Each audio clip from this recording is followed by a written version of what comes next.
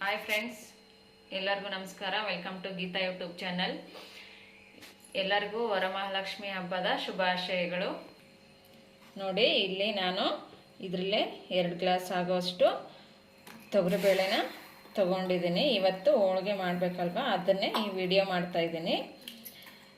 ಇದಕ್ಕೆ ತಕ್ಕಾದಷ್ಟು ಬೆಲ್ಲ ತಗೊಂಡಿದ್ದೀನಿ. ಅದನ್ನು ಕುಟ್ಟಬೇಕು. ಇನ್ನು ಹೋಳಿಗೆ ಅಂದರೆ ಹೋಳಿಗೆ ಸಾಂಬಾರು ಬೇಕಲ್ವಾ, ಅದಕ್ಕೇ ಇದಕ್ಕೆ ಎಲ್ಲ ಏನೇನು ಬೇಕು ಅಂತೇಳಿ ಎಲ್ಲಿ ರೆಡಿ ಮಾಡ್ಕೊಂಡಿದ್ದೀನಿ. ನೋಡಿ,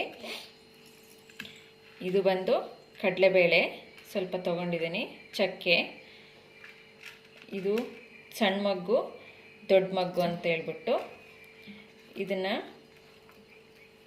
ಕಲ್ಲು ಹೂವು ಅಂತ ಹೇಳಿ ಕರೀತಾರೆ, ಅದನ್ನು ಹಾಕ್ಕೊಂಡಿದ್ದೀನಿ. ಜೀರಿಗೆ, ಒಂದು ಅರ್ಧ ಪಲಾವ್ ಎಲೆ ತೊಗೊಂಡಿದ್ದೀನಿ. ಹಾಗೆ ಇವು ಕೊತ್ತಂಬರಿ ಬೀಜ ತೊಗೊಂಡಿದ್ದೀನಿ.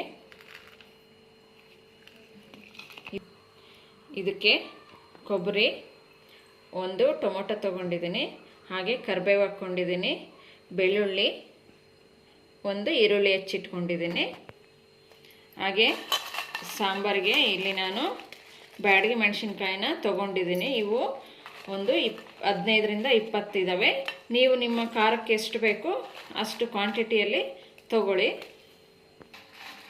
ನೋಡಿ, ಇಲ್ಲಿ ಗ್ಯಾಸ್ ಮೇಲೆ ಅದನ್ನು ಪ್ಯಾನ್ ಇಟ್ಕೊಂಡು ಒಣಮೆಣಸಿನ್ಕಾಯಿನ ಹಾಕ್ಕೊಂಡು ಹುರಿತಾ ಇದ್ದೀನಿ.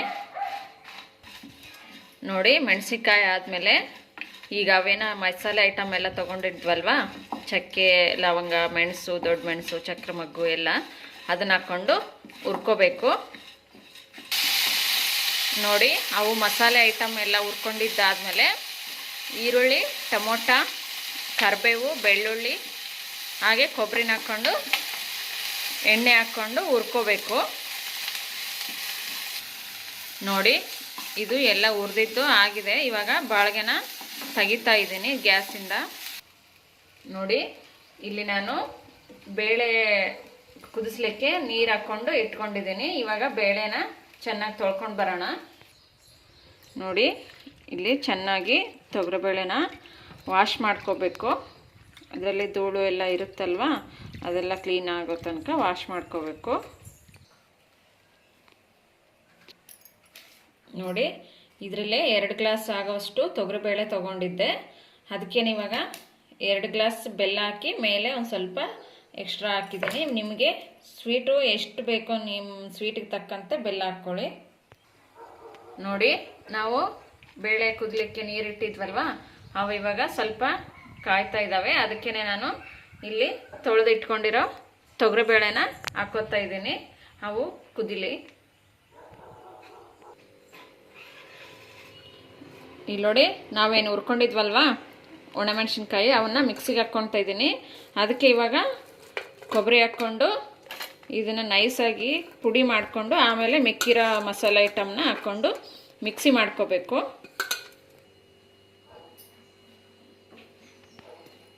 ನೋಡಿ, ಇವಾಗ ಒಣಮೆಣಸಿನ್ಕಾಯಿ ಜೊತೆಗೆ ಇವು ಮಸಾಲೆ ಐಟಮ್ ಎಲ್ಲ ಹಾಕ್ಕೊಂಡು ಮಿಕ್ಸಿ ಮಾಡ್ಕೊಂಡು ಬರ್ತೀನಿ. ನೋಡಿ, ಮೆಣಸಿನ್ಕಾಯಿ ಮಸಾಲೆ ಐಟಮ್ ಎಲ್ಲ ಪುಡಿ ಮಾಡ್ಕೊಂಡಿದ್ದೀನಿ. ಅದಕ್ಕೇನು ಇವಾಗ ಟೊಮೊಟೊ, ಈರುಳ್ಳಿ, ಕರಿಬೇವು, ಬೆಳ್ಳುಳ್ಳಿನ ಹಾಕ್ಕೋತಾ ಇದ್ದೀನಿ. ಇದನ್ನು ಹಾಕ್ಕೊಂಡು ನೈಸಾಗಿ ಪೇಸ್ಟ್ ಮಾಡಿಕೊಂಡು ಬರಬೇಕು. ನೋಡಿ, ಇಲ್ಲಿ ನಾವು ಮಿಕ್ಸಿಗೆ ಮಸಾಲೆ ಎಲ್ಲ ಹಾಕ್ಕೊಂಡಿದ್ವಲ್ಲ ಸಾರಿಂದು, ಅದು ಈಗ ನೈಸಾಗಿ ಪೇಸ್ಟ್ ಮಾಡಿಕೊಂಡು ಬಂದಿದ್ದೀನಿ.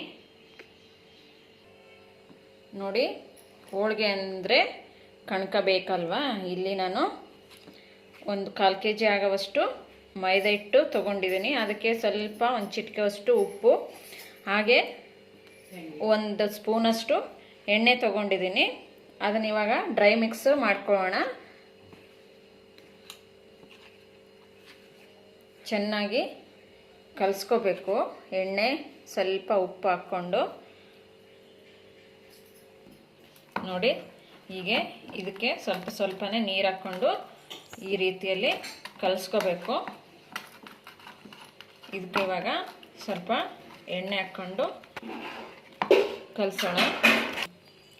ನೋಡಿ, ಈ ರೀತಿಯಾಗಿ ಕಲಸಿ ನಾನಿವಾಗ ಒಂದು ಸ್ಪೂನಷ್ಟು ಎಣ್ಣೆ ಹಾಕಿದ್ದೀನಿ. ಇನ್ನೂ ಸ್ವಲ್ಪ ಎಣ್ಣೆ ಹಾಕಿ ಇದನ್ನು ನೆನೆಯೋಕ್ಕೆ ಬಿಡೋಣ. ನೋಡಿ ಇವಾಗ ಸ್ವಲ್ಪ ಎಣ್ಣೆ ಹಾಕಿ ಈ ಥರ ಎಲ್ಲ ಸುತ್ತ ಹಿಂಗೆ ಅಂದ್ಬಿಟ್ಟು ಇದನ್ನು ಹಿಟ್ಟನ್ನು ನೆನೆಯಲಿಕ್ಕೆ ಬಿಡೋಣ. ಇದು ಹಿಟ್ಟು ನೆನೆದಷ್ಟು ಹೋಳಿಗೆ ತುಂಬಾ ಚೆನ್ನಾಗಿ ಬರುತ್ತವೆ. ನೋಡಿ ನಾವೇನು ಬೇಳೆ ಕುದಿಲಿಕ್ಕೆ ಇಟ್ಟಿದ್ವಲ್ವ, ಇವಾಗ ಅವು ಪೂರ್ತಿಯಾಗಿ ಕುದ್ದಿವೆ. ಇವಾಗ ಕಟ್ಟು ನಾವು ಬಸ್ಕೊಳ್ಳೋಣ. ನೋಡಿ ಇಲ್ಲಿ ಒಲೆ ಮೇಲೆ ಒಂದು ಗುಂಡಲ್ಲಿ ಇಟ್ಕೊಂಡು ಅದಕ್ಕೆ ಸ್ವಲ್ಪ ಎಣ್ಣೆ ಹಾಕ್ಕೊಂಡು ಹಾಗೆ ಸಾಸಿವೆ ಹಾಕ್ಕೊಂಡಿದ್ದೀನಿ. ನೋಡಿ ಅದಕ್ಕೆ ಸಾಸಿವೆ ಆದಮೇಲೆ ಸ್ವಲ್ಪ ಜೀರಿಗೆ ಹಾಕ್ಕೊಂಡು ಹಾಗೆ ಬೆಳ್ಳುಳ್ಳಿ ಹಾಕ್ಕೊಂಡಿದ್ದೀನಿ. ಅದಕ್ಕೆ ಇವಾಗ ಒಣಮೆಣಸಿನ್ಕಾಯಿ ಹಾಕ್ತಾಯಿದ್ದೀನಿ. ಹಾಗೆ ಒಂದೆರಡು ಕಡ್ಡಿಯಷ್ಟು ಕರಿಬೇವು ಹಾಕ್ಕೊಂಡಿದ್ದೀನಿ.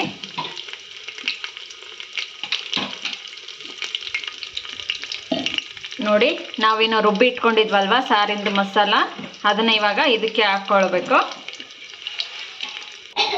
ನೋಡಿ ಇಲ್ಲಿ ನಾನು ಅದಕ್ಕೆ ಹೋಳಿಗೆ ಸಾಂಬಾರಿಗೆ ಹುಣಸೆಹಣ್ಣು ಹಾಕ್ಕೊಂಡಿದ್ದೆ. ಅದನ್ನು ಇವಾಗ ಇದರಲ್ಲಿ ಸ್ವಲ್ಪ ಹಾಕ್ಕೊಂಡು ಮಿಕ್ಸಿನ ಕ್ಲೀನಾಗಿ ತೊಳ್ಬಿಟ್ಟು ಆ ನೀರನ್ನ ಅದಕ್ಕೆ ಹಾಕ್ಕೊತಾ ಇದ್ದೀನಿ. ಇವಾಗ ಹುಣಸೆ ಹುಳಿನ ಹಾಕ್ಕೊತಾ ಇದ್ದೀನಿ.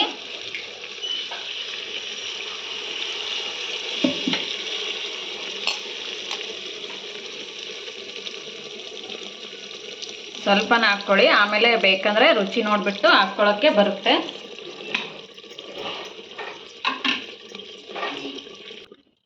ನೋಡಿ ಇದನ್ನು ಚೆನ್ನಾಗಿ ಕಲಿಸ್ಕೋಬೇಕು. ಕಲಿಸ್ಕೊಂಡು ಇದು ಹುಣಸೆ ಹುಳಿಯಲ್ಲಿ ಸಾಂಬಾರು ಖಾರ ಕುದ್ದಾದ್ಮೇಲೆ ನಾವು ಕಟ್ಟು ಬಸ್ಕೊಂಡಿದ್ವಲ್ವ ಅದನ್ನು ಹಾಕ್ಕೋಬೇಕು. ಇದು ಸ್ವಲ್ಪ ಕುದಿ ಬರಲಿ.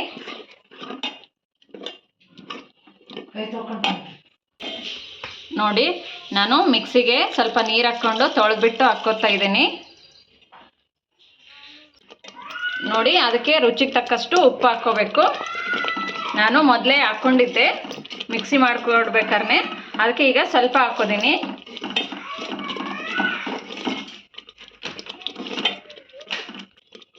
ನೋಡಿ ನಾವೇನು ಬೇಳೆ ಕುದಿಸ್ಕೊಂಡಿದ್ದು ನೀರು ಅಂದರೆ ಕಟ್ಟು ತಗೊಂಡಿದ್ವಲ್ವ ಅದನ್ನು ಇವಾಗ ಇದಕ್ಕೆ ಹಾಕ್ಕೋತಾ ಇದ್ದೀನಿ.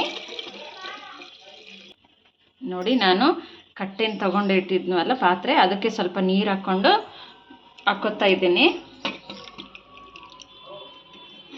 ಇದನ್ನೇ ಹೋಳಿಗೆ ಸಾರು ಅಂತ ಕರೀತಾರೆ. ಇದು ಸ್ವಲ್ಪ ಚೆನ್ನಾಗಿ ಕುದಿ ಬರಲಿ ಇವಾಗ. ನೋಡಿ ಇದಕ್ಕೆ ನಾನು ಸ್ವಲ್ಪ ಅರಿಶಿನ ಪುಡಿ ಹಾಕ್ಕೊಂಡಿದ್ದೀನಿ. ಇದು ಏನು ಅಂದರೆ ಒಂದು 20ರಿಂದ 30 ನಿಮಿಷ ಕುದಿಬೇಕು ಚೆನ್ನಾಗಿ, ಅಂದರೆ ಸಾಂಬಾರು ಸೂಪರಾಗಿರುತ್ತೆ. ನೋಡಿ ನಾವೇನು ಬೇಳೆ ತೊಗೊಂಡು ಕುದಿಸ್ಕೊಂಡಿದ್ವಲ್ವ ಇವಾಗ ಚೆನ್ನಾಗಿ ಕುದ್ದಿದ್ದಾವೆ. ನಾನು ಕಟ್ಟು ಬಸ್ಕೊಂಡು ಬೇಳೆ ಅಷ್ಟೇ ತೊಗೊಂಡು ಬಂದಿದ್ದೀನಿ. ಇವಾಗ ಇದಕ್ಕೆ ನಾವು ಅಳತೆ ಮಾಡಿ ತೊಗೊಂಡಿದ್ವಲ್ವ ಬೆಲ್ಲನ, ಅದನ್ನು ಹಾಕ್ಕೊಂಡು ಚೆನ್ನಾಗಿ ಕಲಿಸ್ಬಿಟ್ಟು ಮತ್ತೆ ಇದನ್ನು ಕುದಿಸ್ಬೇಕು. ನೋಡಿ ಇದಕ್ಕೆ ಒಂದು ಸ್ವಲ್ಪ ಶುಂಠಿ ಮತ್ತು ಏಲಕ್ಕಿ ಎರಡು ಮಿಕ್ಸ್ ಮಾಡಿ ನಾನು ಮಿಕ್ಸಿ ಮಾಡ್ಕೊಂಡಿದ್ದೀನಿ, ಅದನ್ನು ಹಾಕ್ಕೊಂಡಿದ್ದೀನಿ. ಇವಾಗ ಇದನ್ನು ಗ್ಯಾಸ್ ಹಚ್ಚಿ ಕುದಿಲಿಕ್ಕಿಡೋಣ. ನೋಡಿ ಇವಾಗ ಗ್ಯಾಸ್ ಮೇಲೆ ಇಟ್ಟು ಕುದಿಲಿಕ್ಕೆ ಇಟ್ಟಿದ್ದೀನಿ. ಇದು ಸ್ವಲ್ಪ ಚೆನ್ನಾಗಿ ಕುದಿಲಿ, ಅಂದರೆ ಬೆಲ್ಲ ಸ್ವಲ್ಪ ತುಂಡಿರುತ್ತಲ್ವ ಅದು ಕರಗಲಿ. ನೋಡಿ ನಾವು ಸಾಂಬಾರೇನು ಕುದಿಲಿಕ್ಕೆ ಇಟ್ಟಿದ್ವಲ್ವ ಗ್ಯಾಸ್ ಫ್ಲೇಮನ್ನು ಆಫ್ ಮಾಡಿದ್ದೀನಿ. ಚೆನ್ನಾಗಿ ಕುದ್ದಿದೆ. ಇದಕ್ಕೆ ನೀವು ಆಫ್ ಮಾಡೋ ಮುಂದೆ ಸ್ವಲ್ಪ ರುಚಿ ನೋಡಿಬಿಟ್ಟು ಉಪ್ಪು ಹುಳಿ ಖಾರ ನೋಡಿಬಿಟ್ಟು ಏನೇ ಬೇಕೋ ಅದನ್ನು ಹಾಕ್ಕೊಂಡು ಸರಿ ಮಾಡಿಕೊಂಡು ಗ್ಯಾಸ್ ಫ್ಲೇಮನ್ನು ಆಫ್ ಮಾಡ್ಕೊಳ್ಳಿ. ನೋಡಿ ನಾವು ತೊಗರಿಬೇಳೆ ಕುದಿಸ್ಕೊಂಡಿದ್ದಕ್ಕೆ ಬೆಲ್ಲನ ಹಾಕ್ಕೊಂಡು ಕುದಿಸ್ಬೇಕು ಅಂತ ಹೇಳಿದ್ವಲ್ಲ, ನಾನು ಇವಾಗ ಕುದಿಸ್ಕೊಂಡು ತೊಗೊಂಡು ಬಂದಿದ್ದೀನಿ. ಈಗೇನೆ ಇಲ್ಲಿ ಮಿಕ್ಸಿ ಜಾರ್ ಕೂಡ ತೊಗೊಂಡಿದ್ದೀನಿ. ಇದನ್ನು ಹೂರ್ಣ ಮಾಡ್ಕೊಂಡು ಬರೋಣ. ಮಿಕ್ಸಿ ಮಾಡಿಕೊಂಡು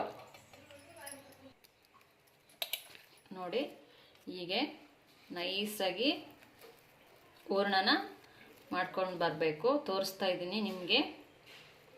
ಹೀಗಿರಬೇಕು, ಸ್ವಲ್ಪ ಕೂಡ ನುಚ್ಚು ಇರಬಾರ್ದು. ಫುಲ್ಲು ನೈಸ್ ಆಗಿರಬೇಕು.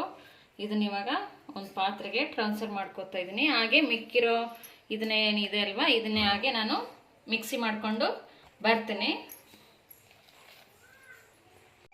ನೋಡಿ ಫ್ರೆಂಡ್ಸ್, ಮೈದಾ ಹಿಟ್ಟೆ ನಾವು ಕಲ್ಸ್ಕೊಂಡಿದ್ವಲ್ವ, ಅದನ್ನ ಈ ಥರ ಅಗಲ ಮಾಡಿಕೊಂಡು ಅದರಲ್ಲಿ ಹೂರಣ ಇಡಬೇಕು. ಹೂರಣ ಇಟ್ಟು ಅದನ್ನ ತುಂಬ್ಕೋಬೇಕು ಚೆನ್ನಾಗಿ. ಅದು ಎಕ್ಸ್ಟ್ರಾ ಬಂದಿದ್ದ ಹೂರಣ ಕಡೆಗೆ ತೆಗಿಬೇಕು.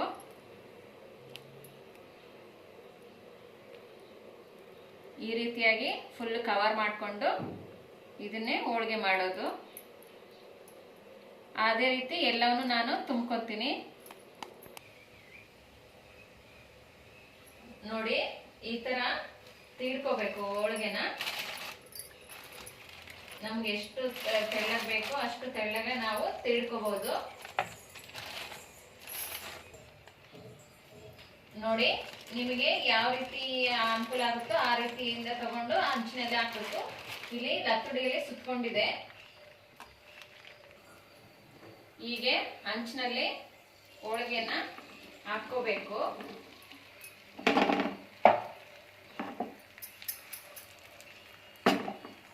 ಅದನ್ನ ಇವಾಗ ಎರಡು ಕಡೆ ಚೆನ್ನಾಗಿ ಬೆನ್ಸಿ ತಗೋಬೇಕು. ನೋಡಿ, ಒಂದ್ ಕಡೆ ಎಲ್ಲ ನೀಟಾಗಿ ಬೆಂದಾದ್ಮೇಲೆ ತಿರುಗಿಸಿ ಹಾಕೋಬೇಕು.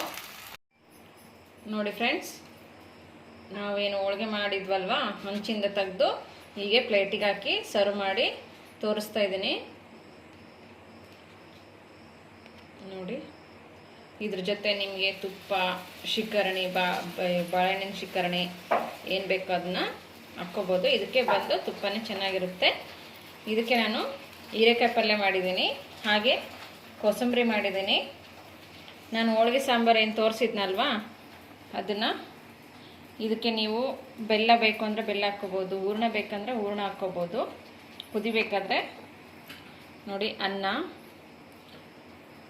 ಹೋಳಿಗೆ, ಹೀರೆಕಾಯಿ ಪಲ್ಯ, ಕೋಸಂಬರಿ, ಅನ್ನ, ಸಾಂಬಾರು.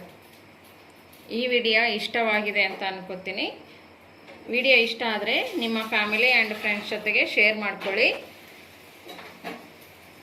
ಇನ್ನೊಮ್ಮೆ ಎಲ್ಲರಿಗೂ ವರಮಹಾಲಕ್ಷ್ಮಿ ಹಬ್ಬದ ಶುಭಾಶಯಗಳು. ನೋಡಿ, ನಮ್ಮ ವರಮಹಾಲಕ್ಷ್ಮಿ ಹೇಗಿದ್ದಾಳೆ ಅಂತ ಕಮೆಂಟ್ ಬಾಕ್ಸಲ್ಲಿ ಕಮೆಂಟ್ ಹಾಕಿ. ಎಲ್ಲರಿಗೂ ಇನ್ನೊಮ್ಮೆ ವರಮಹಾಲಕ್ಷ್ಮಿ ಹಬ್ಬದ ಶುಭಾಶಯಗಳು. ಇನ್ನೊಂದು ವಿಡಿಯೋದೊಂದಿಗೆ ಭೇಟಿಯಾಗೋಣ. Thank you for watching friends.